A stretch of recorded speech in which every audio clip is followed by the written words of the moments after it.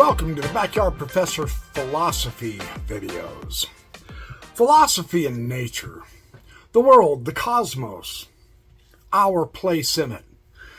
These topics greatly interest me. So I'm going to share with you some beautiful video of where I went hiking today, this morning, first thing, and I contemplated our place in the universe. And I'm going to choose for my discussion of the philosophical implications of this, the excellent text of David Fideler, Restoring the Soul of the World, our living bond with nature's intelligence. I begin on page 56. In the beginning was the Logos. Just as our body is composed of many molecules and members which are held together by one soul, so I think that the universe ought to be thought of as an immense complex organism held together by the power and the reason, which is Logos, of God as by a single soul. That was Origen of Alexandria. The Logos is God's likeness, by whom the whole cosmos was fashioned. That's Philo of Alexandria. This very much reminds us of the Jewish Kabbalistic Adam Kadmon, the universal man of the cosmos. The central idea of Alexandrian spiritual thought was the Logos, a notion that united religious, philosophical, and cosmological ideas. Logos has many meanings, including reason, ratio, intelligent pattern, order, and an account, or that which is spoken. Unfortunately, Logos is usually translated into English as word, which is highly misleading because it so greatly diminishes the full meaning of the Greek term. When the prologue to the Gospel of John starts off with the lines, "In the beginning was the Word," ein archa, ein hilogos is the Greek, and the Word was with God, ein proston theo. The Greek term logos appears in the original. Well, used in this context, logos refers to the rational order of the cosmic pattern. We live in an ordered universe, a cosmos in which the parts are harmonized within the whole through ratio and pattern and proportion. This organic pattern that lies at the heart of the nature is the Logos. As Plato said, the cosmos itself is harmonized by Logos, or proportion, but Logos also means reason. So not only is there a cosmic pattern, but it is rational. The reason, or the ratio, that is present in us, in our souls, and our intellects, is part of the same Logos that underlies the cosmic pattern. In short, our own minds embody the reason and intelligence of the universe. And the Hellenistic idea of the Logos is just essentially another name for what Plato called the world soul. According to the ancient philosophers, the Logos is the divine, rational power that orders and enlivens the resplendent universe. Ever since the birth of humanity, and long before the beginnings of written history, thoughtful people have noticed an order of nature reflected in the changing seasons, the course of the sun, the wheeling stars, the growth patterns of plants and animals, the ratios of music, and this list can go on. For the Greeks, all of these things reflected the nature of Logos, the living pattern behind the cosmic order. It was only natural in a poetic sense that this cosmic order would be personified as divinities or divine powers.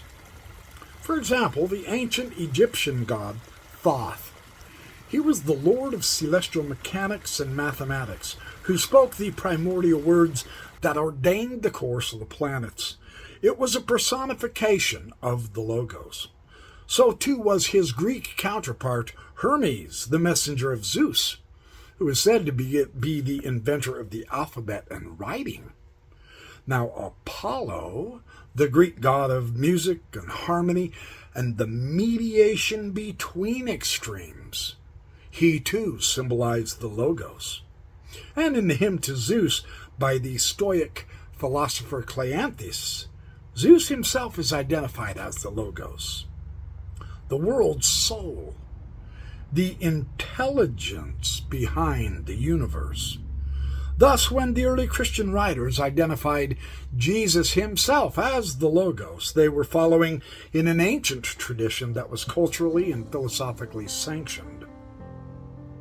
Christ as Logos was not seen as merely a human person, but as the cosmic power that shapes the universe and is revealed in its rationality. In the beginning was the Word, human consciousness. The light of life is a manifestation of the same living power that animates the sun and the shining stars. Clement of Alexandria was just one early writer who personified Christ in cosmic terms as the spiritual Sun, S-U-N, noting that when the Logos, the S-U-N of the soul, the Son of the soul, rises in the depth of the mind, the soul's eye is illuminated. Nothing which is devoid of life and intelligence can give birth to any living creature which has intelligence. But the universe does give birth to living creatures which partake of intelligence in their degree. The universe is therefore itself a living intelligence. That was Zeno of Citium. When the early Christians referred to the Logos, it was an idea they had assimilated from the Greeks.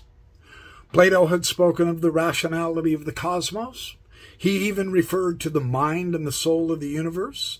But it was the Stoics who developed these ideas in an even grander way. After Plato's Academy and Aristotle's Lyceum, the Epicureans and the Stoics were the two great philosophical schools to emerge in Athens. With the Epicureans and Stoics, we've already entered the threshold of the Hellenistic age. For them, philosophy most clearly became what in ordinary language it still is, a way of coping with a world at war. Yet despite their emphasis on philosophy as a means for achieving peace of mind in an unpredictable world, both of the Epicureans and their counterparts, the Stoics, appealed to scientific ideas in support of their opposing viewpoints. Epicurus established a philosophical school in Athens around 307 BC at his private home and garden, which he bestowed to his students after his death. It was known as the Garden. The Epicurean community was a circle of friends who shared their lives and meals in common. Epicurus was a materialist insofar as he adapted the atomism of the earlier philosopher Democritus. According to Democritus, the world is made out of tiny solid particles of matter that adhere together. The smallest discrete bits of matter are atomic, or they're indivisible, the source of our word atom. Only atoms in the void in which they move are real. But since the ever-moving atoms are infinite, what can possibly come into being actually does, however rare it might be. Everything that happens in the universe does so for a cause. But for the atomist, there is no purpose or design to the universe. The materialism of the Epicureans was used as a means of refuting popular superstitions regarding the afterlife. If someone coined a motto to sum up the thought of the Epicureans, it might read, "Science removes the fear of the gods." One of the greatest fears of humankind is everlasting punishment in an afterlife. But Epicurus pointed out that the soul, like everything else, is ultimately material, merely formed out of an especially fine substance. At death, the atoms of the soul are released back into the universe, and the soul as such ceases to exist.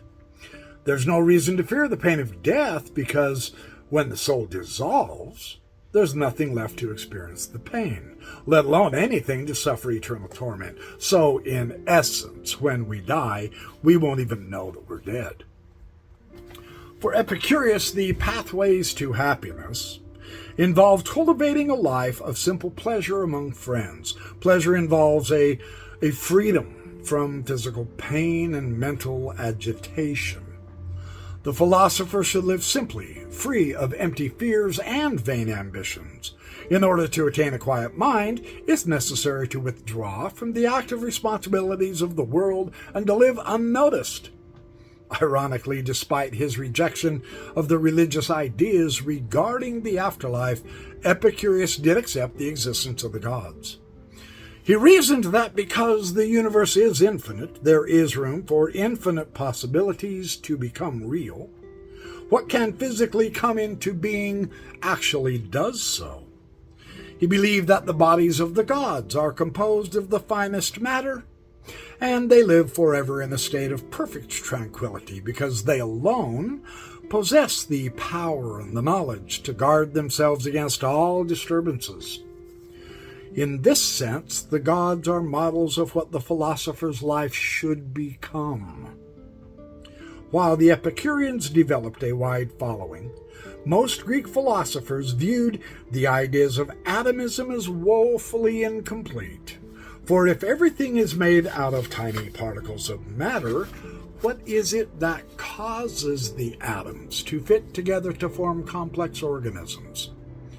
In a universe of randomly colliding billiard balls, what is the glue that holds everything together in such a stunningly coherent and beautiful way?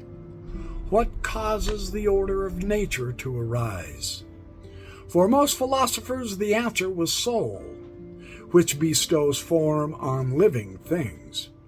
Over a period of several weeks, every single molecule of our physical body is replaced by other molecules.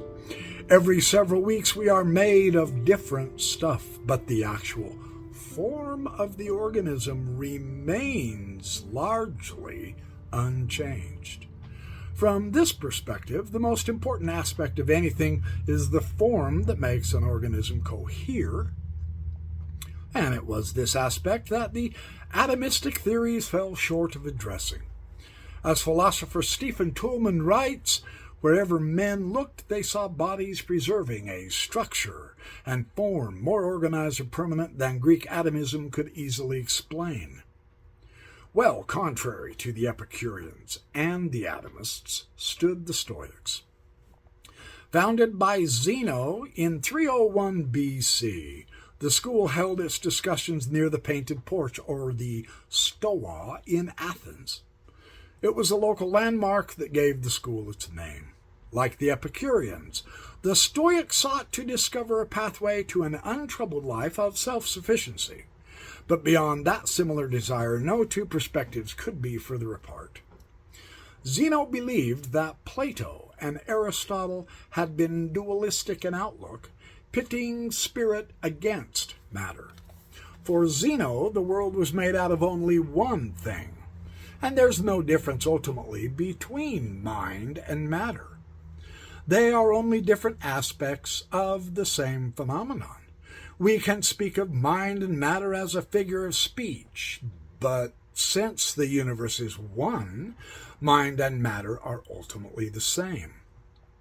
For Zeno, God was mind, matter, and the entire universe simultaneously. God is not something outside of nature, but a vital force and intelligence that permeates the living universe. For the Stoics, the entire universe was a living organism, synonymous with God and permeated by a vital animating spirit. This spirit, or pneuma, like everything else, is material, but at the same time intelligent and dynamic. While the Epicureans said that everything was composed of tiny discrete atoms, for the Stoics, the emphasis was on continuity. The world is not an empty void in which atoms collide mindlessly, but a plenum, a living ocean saturated by spirit and intelligence. Zeno rejected atomism because the universe is finely ordered. Atomism, too, left much to chance. For Zeno, the world is too divinely ordered. But like every other Greek philosopher, he did not suggest the existence of an external creator god that brought the universe into being, like an engineer, say, who draws up a plan. Instead, Zeno's universe arose from a divine ordering principle that was synonymous with the universe itself, and this existed at the heart of creation. This principle he called the Logos, which might best be translated as intelligence. Without an understanding of the nature of the universe, a man cannot know where he is. Without an understanding of its purpose, he cannot know what he is, nor what the universe itself is. Let either of these discoveries be hid from him, and he will not be able so much as to give a reason for his own existence. Marcus Aurelius. For the Stoics, cosmology and ethics were tightly interwoven. As the Roman emperor and Stoic philosopher Marcus Aurelius pointed out, without knowledge of the nature and the purpose of the universe, we cannot know ourselves. Yet without knowledge of our own nature, we cannot understand the universe. Philosophy, like science, is an unfolding spiral of discovery, in which the part comes to more deeply understand its relationship with the living whole.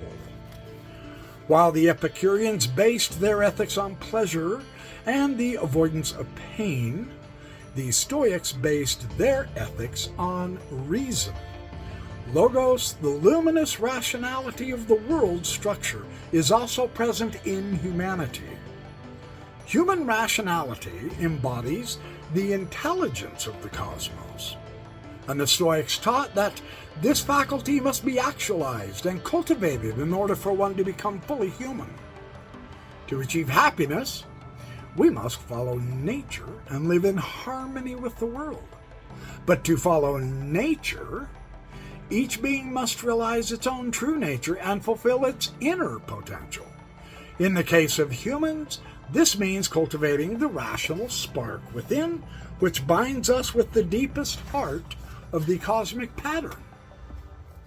For Plato and the Pythagoreans, all things are connected through the proportional relationships of the world's soul. The entire cosmos is a coherent pattern in which humanity is profoundly interwoven. For Plato, the harmonies of nature provided a standard on which to base the good order of society. Through proportion, humanity is linked with every part of creation, for one community embraces heaven and earth. Disease and disorder appear when nature's equilibrium is disrupted, both in the individual soul and in the larger society. Plato said that it is the philosopher's job to first study the harmonious patterns of the cosmos as a guide, and to then therapeutically cultivate such relationships in human society or the polis. Well, the Stoics took this idea further, and they spoke of the Cosmopolis, or the world community, literally the community of the cosmos, or the entire universe. Because of the spark of cosmic reason that dwells in human beings, all persons are equal and united in a universal brotherhood of humanity, men, women, and the people of every race. As Seneca wrote, "Life must proceed on the conviction that I am not born for any one corner of the universe. This whole world is my country." For the Stoics at the dawn of the Hellenistic age, humans were no longer seen as being restricted to the boundaries of their local village or tribe. As in our time, individuals became not only global citizens, but citizens of the larger universe. In the Cosmopolis, there is a moral community of rational beings, implying collaboration with others and society. Our own inner nature demands that we fulfill our potential and become vitally involved in the world community of which we are a part. Well, in this way, individual fulfillment of the human race, and the fulfillment of the entire cosmic process, all of these are intertwined. As Seneca wrote in another passage, philosophy's first promise is a sense of participation, of belonging to mankind, being a member of society. But this entire matrix of human community is more than just a human invention. It is rooted in the deep order, harmony, and relatedness of the cosmic pattern.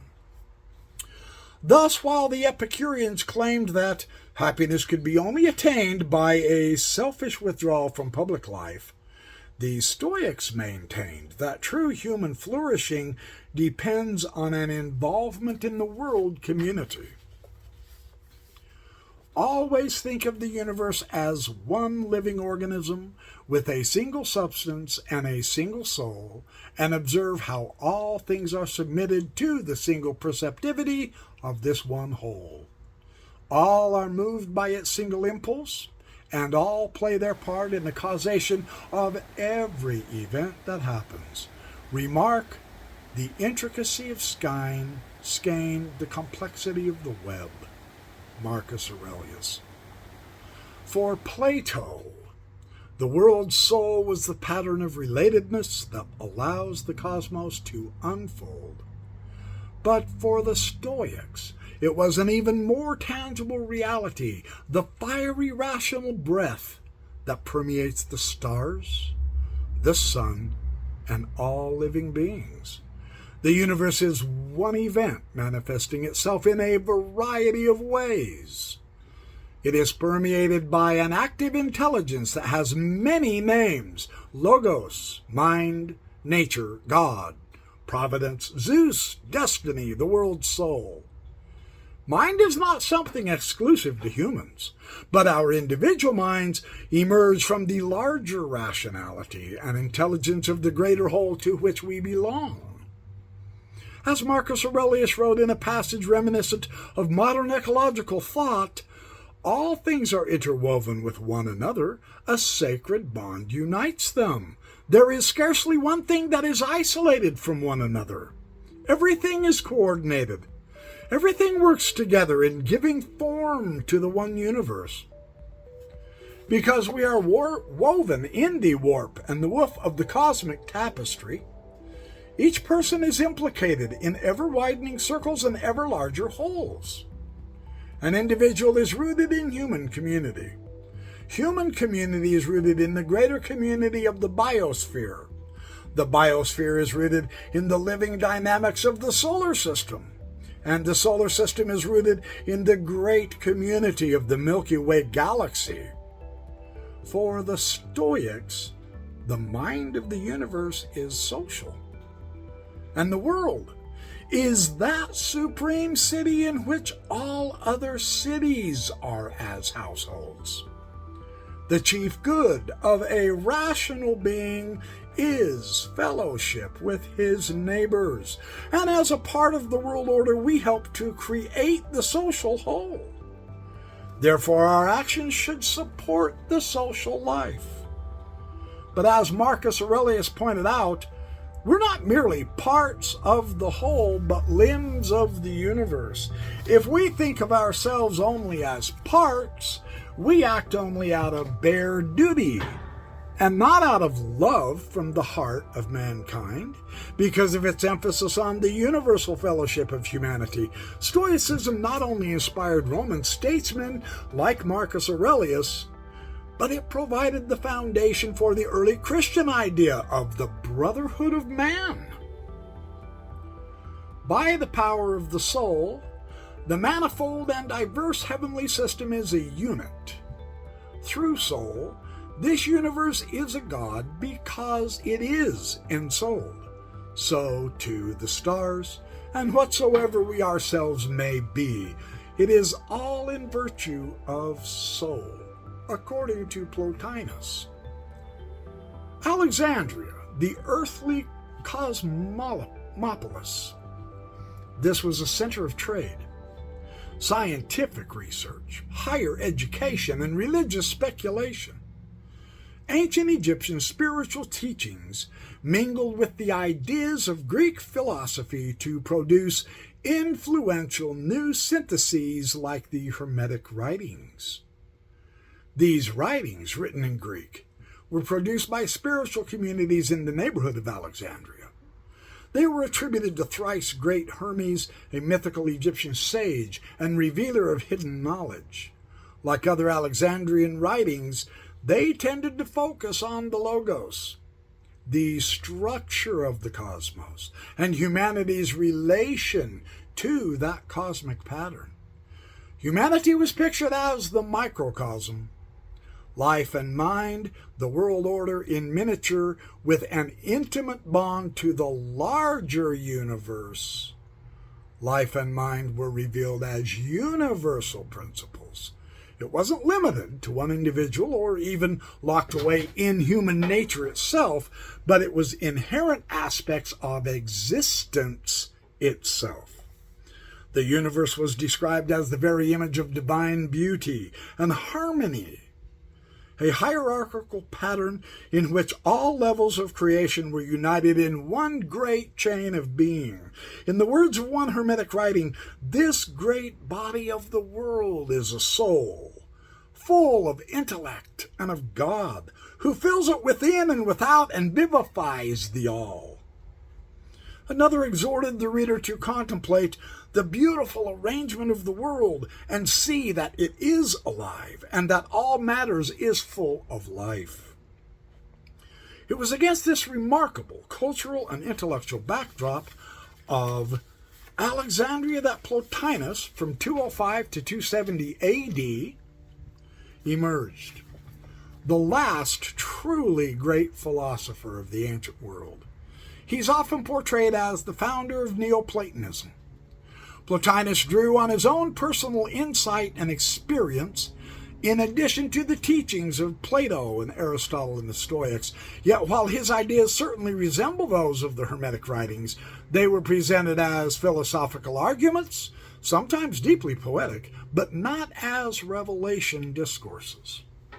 Plotinus was an Egyptian by birth, and he studied for some years with Ammonius Saccas, a mysterious figure in Alexandria about whom little is known. After joining an ill-fated army expedition to the east on which he had hoped to learn the wisdom of the Persians, Plotinus ended up in Rome.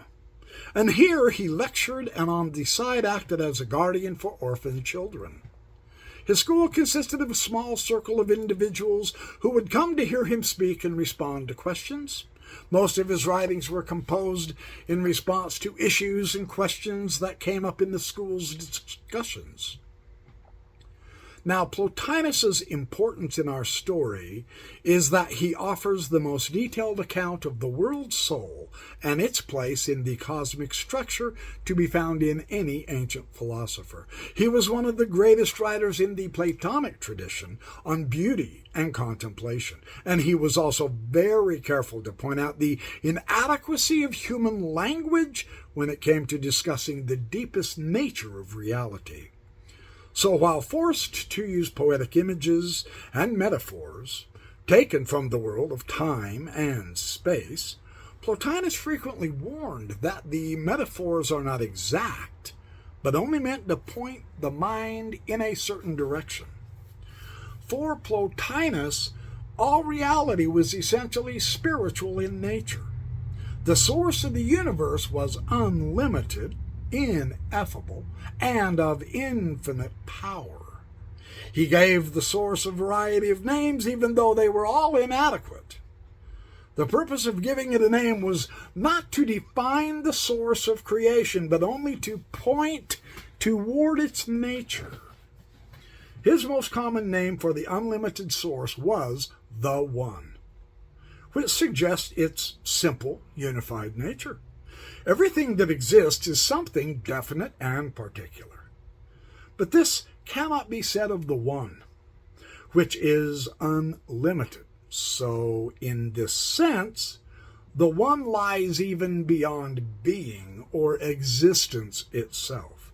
It is literally no thing. Yet the infinite source, from which all reality emerges. Because it is perfect, unlimited, and a source of infinite power, the one overflows like a fountain. Since its own perfection cannot be contained, it spontaneously gives forth from itself in a movement of generosity in the same way that the sun spontaneously gives forth rays of light. As it overflows, it gives birth to nous, or mind, which is the first and most essential level of reality. In thinking of nous, we must not envision it in human terms. Rather, nous is the universal principle of mind or intelligence out of which our own minds and the entire cosmic pattern emerges. The nous is a perfect harmony in which every part is related to every other part. It is the logos, the cosmic blueprint of all reality. But, unlike the Stoic logos, the nous is entirely non-material. Because it exists beyond time and place, the nous is not limited but present everywhere. As Plotinus pointed out, mind is not something in us, but we are in mind. The very fact that you can understand these words is due to the common matrix of intelligence in which we all are rooted.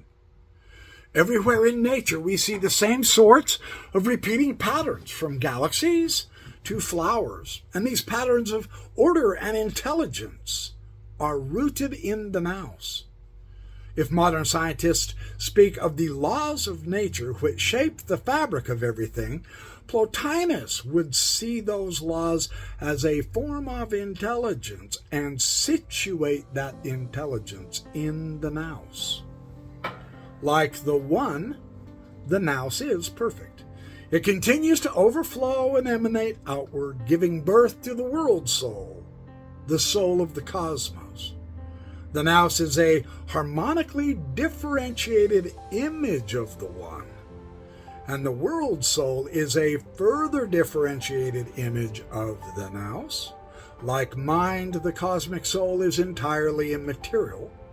There is a continuity between mind and soul, and no firm dividing line can be drawn between them. Soul is life, and life is always informed by intelligence. Finally, in the same way that intelligence gives birth to soul, or life, soul gives birth to nature. It is the world's soul that brings the space-time cosmos into being and animates the world. In this way, the entire universe is a living organism, and all levels of being are related as links in an unbroken chain.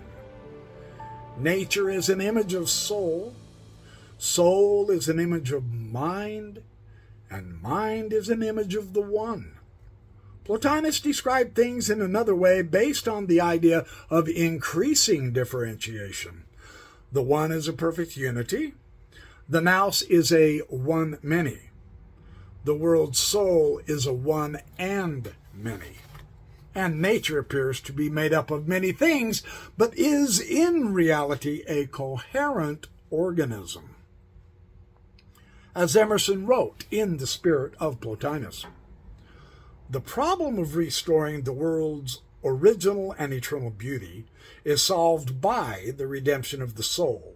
The ruin or the blank that we see when we look at nature is in our own eye. The axis of vision is not coincident with the axis of things, and so they appear not transparent but opaque. The reason why the world lacks unity and lies broken and in heaps is because man is disunited with himself. For Plotinus, the central task of philosophy was remembering our essential nature and awakening to another way of seeing which everyone has but few use.